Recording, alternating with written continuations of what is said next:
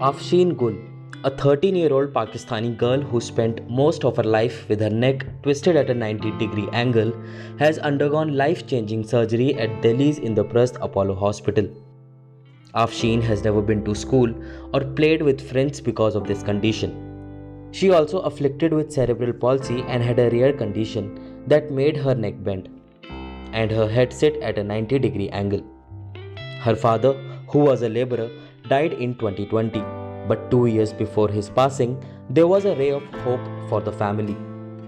Afsheen's eldest brother, Mohammad Yaqub Kumbar, heard about spine surgeon Dr. Rajgopalan Krishnan at Delhi's Apollo Hospital. Doctor Krishnan के बारे में मैंने एक documentary देखी थी। उस लड़के का नाम था महेंद्र आयरवार। तो उसकी जो है ना वो यूट्यूब पे वीडियो थी सर्जरी की। तो उसको मैंने देख के फिर डॉक्टर से रब्ता किया मैंने।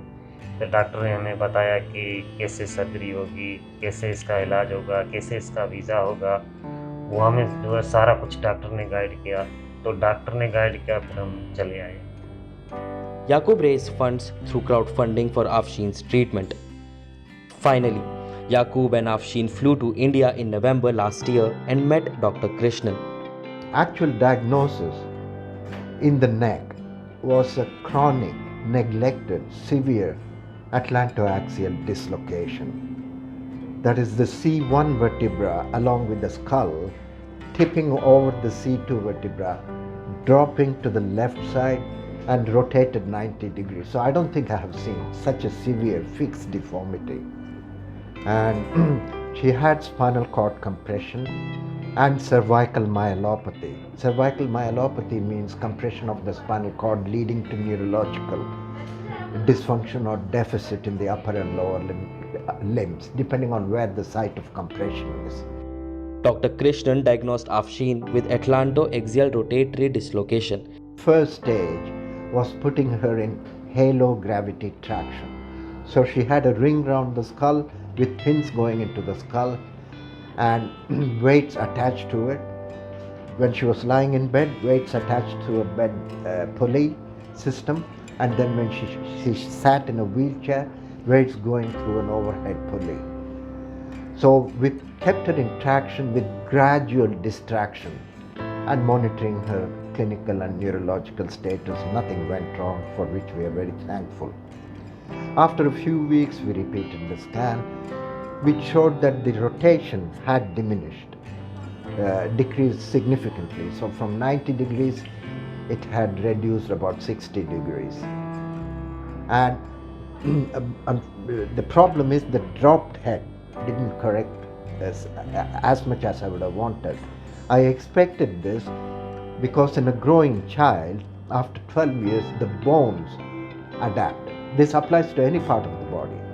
So she had bony adaptive changes which prevented adequate repositioning of the skull on C2 and the trunk.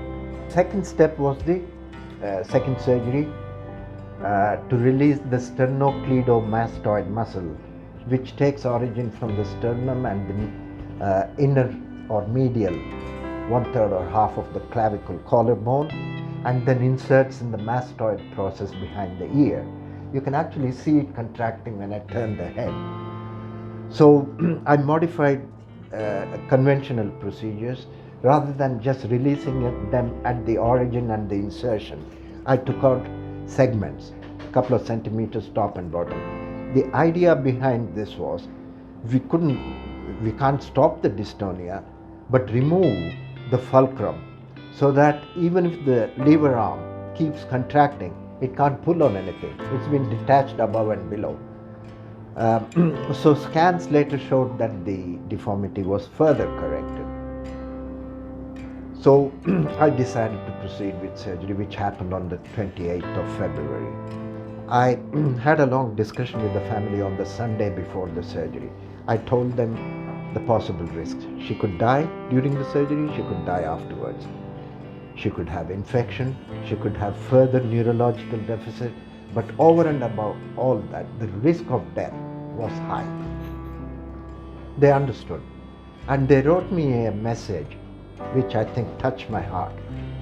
The family asked, if she does die, how will we get the body back to Pakistan? And I decided I'll do the best to make sure she doesn't die on the table. The surgery on February 28 lasted over 6 hours, and by the end of her neck was straightened. Although she will have to wear a brace for some time for the neck to stabilize. Over the next few months, Dr. Krishnan and his team will monitor Afsheen once a week through Skype.